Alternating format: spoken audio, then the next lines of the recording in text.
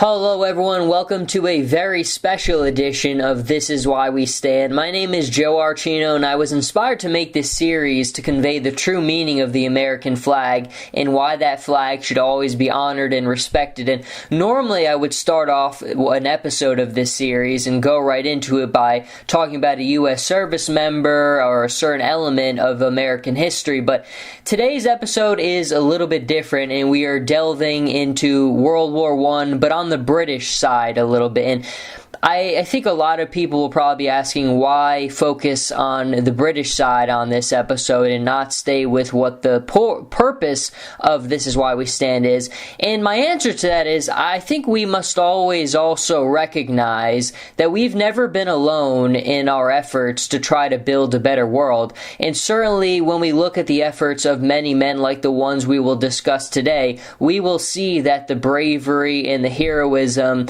to try to build a better world for all of us has been shared. And two of the men who shared in that effort were Lieutenant Maurice Dease and Private Sidney Godley, both of whom served in the Royal Fusiliers of the British Army during World War I.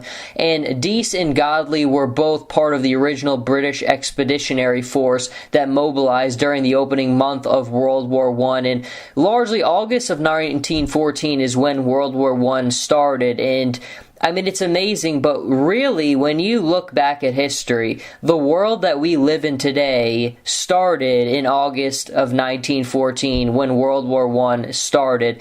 And the British first faced the Germans at the Battle of Mons. And at the Battle of Mons, it really is one of the just most important, significant events in British history, and largely not just British history, because I think when you look at the Battle of Mons, and since it was the first time the British faced the Germans, that was a important landmark moment for our history as well, for the history of the world, because again, when you trace back the lineage of the world and the way that the world has gone since 1914, World War I shaped the world that we live in today. It just did, and the ones who were the most important piece of World War I happened to be the British. In World War I, it's kind of interesting. There's a tremendous book about the opening month in the plans before August 1914 called The Guns of August. It's an incredible book. I would recommend it to anyone. But it talks so much about the plans laid down by all the European powers planning out this war. The World War I did not begin until 1914, but the preparations for World War I had been underway for a long time before that. And right off the bat, Germany and Russia were at war with each other. France followed right away as well, and Britain had to kind of make a decision what they were going to do. A lot of people thought they would most likely join in, but once Germany invaded Belgium, and Belgium was originally, they wanted to be a neutral country in this conflict, but Germany needed to invade Belgium to get through to be able to fight France, and by basically violating the Belgians' neutrality, that is one of the overarching reasons, among many others, that made Britain go and join the conflict. And once they were in, the rest of the world history was shaped very, very much so by that decision. But back to the Battle of Mons, back to the two people who are the centerpiece of this episode, Lieutenant Maurice Dease and Private Sidney Godley. When we look at the Battle of Mons on its face, again, very different. It had been so long since Britain had fought on European soil. You have to remember at this point that Britain had the world basically at their fingertips. They had empires as far as the eye could see, but they had not fought an actual battle on European soil in a long, long time. The British Expeditionary Force was incredibly well trained. Many historians would argue that it was the most well-prepared British army ever to go off to war.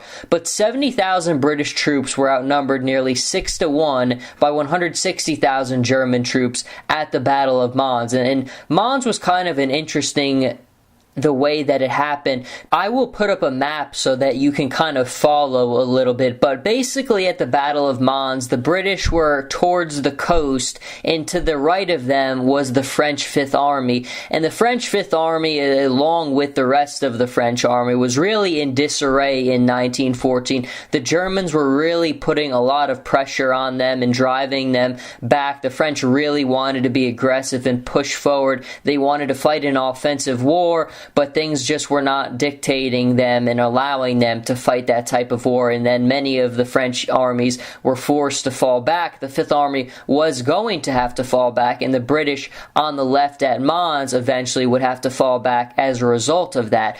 But basically at Mons, Lieutenant Dease at that time had very important orders to hold an area known as Nimy Bridge, and this was really across a wide canal, and it could halt the German attack, so it was a very important position. Dease commanded 2 machine gun emplacements on the bridge's far side, and during the course of the battle, once it started, it just seemed like endless waves of German soldiers were coming out of the woods and coming towards the bridge. And there's so many accounts from British soldiers who served in that, so many historians who've documented this battle so well, and I think one of the most incredible things you could read is from certain British soldiers who said it just seemed like there was so many German soldiers coming towards them that they could literally shoot their weapons anywhere and it would hit a target. So I think that right there just shows you how crowded and just how many men there were partaking and coming towards the British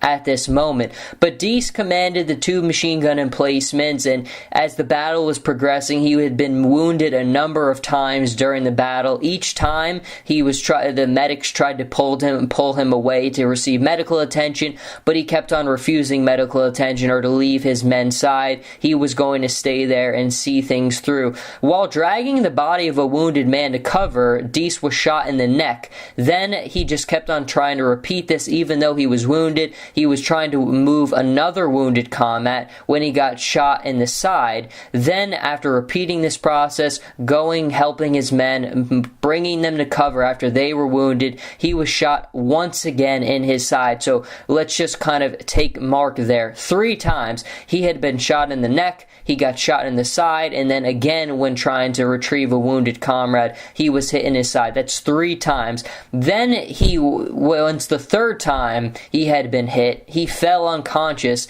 and then once he fell unconscious, his machine gun position was falling silent to the German onslaught. And I think one of the things you do also have to take into account is during World War I, in most wars to this point, the person in a position of leadership was so important on the battlefield. Men would so many times be just looking for leadership or not know what to do when their superior officers went down. And I think that is one of the main reasons why the machine gun position started to fall quiet, is once Lieutenant Dease went down, his men were obviously in disarray. There was so much onslaught happening at the time, and then once their commander went down, a lot of people were trying to look for a direction, look for an answer of what to do. But then here is where comes Sidney Godley, who rushed onto the bridge. A volunteer was needed, obviously, to go and assume the machine gun positions because the Germans were going to overrun them quickly if someone didn't go. And without hesitation, he ran to the bridge and he was ready to take position at one of the machine guns. He had to move bodies away from the emplacements because they were blocking his path or somewhere he could actually use them. And as he was doing that, he was hit in the back by German shell fragments.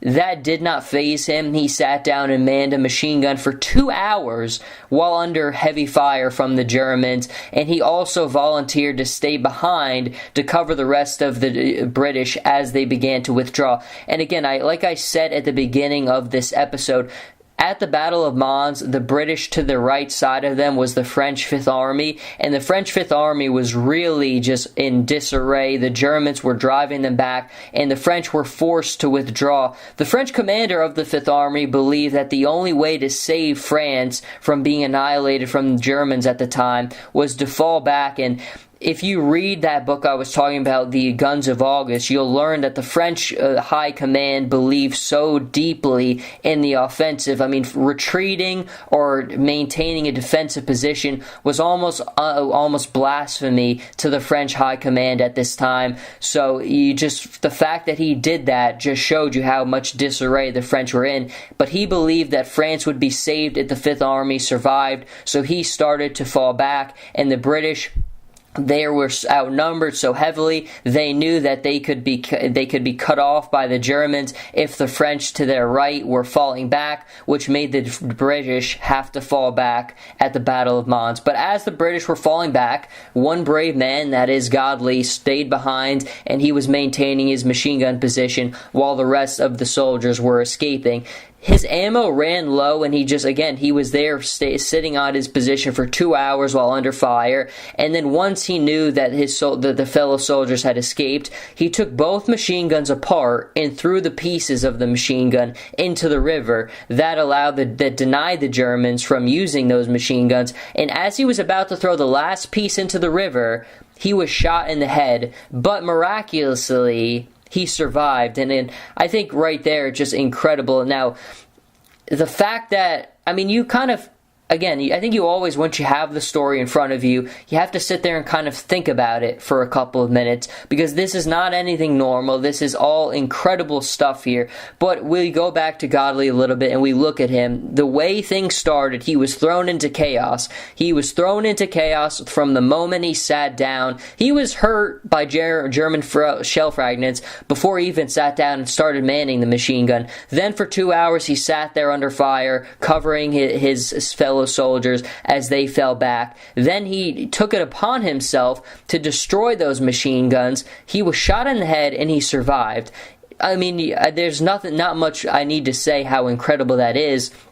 But now we kind of go and we look at the aftermath of the battle. Maurice Dease, where we talked about Lieutenant Dease, who had been shot and hit 3 times, he did eventually succumb to his wounds of that day. But Godley did eventually survive. He was taken to a hospital, captured by the Germans, and he did go on to survive the war in a prison camp. But both Dease and Godley were awarded Britain's highest military honor, and that is the Victoria Cross. Now, the Victoria Cross is the equivalent of the American Medal of Honor. It's the highest award or recognition a soldier in Britain can be awarded for their gallantry and their spectacular heroism on the battlefield. But I think this was just a story that, to me, when I came across, I know that the mission and the creed of This Is Why We Stand will always be American forces first and foremost. But like I said, sometimes when you come across incredible stories like this, you have to share them, because men like Maurice Dease and men like Sidney Godley, we stand for them as well, because they had a hand in building the world that we live in. They were good men. They were heroes in every single way. And what they were able to do at the Battle of Mons should serve as a tribute and something we remember forever. But I want to thank everyone for listening to this episode of This Is Why We Stand. I will have more episodes coming out very soon.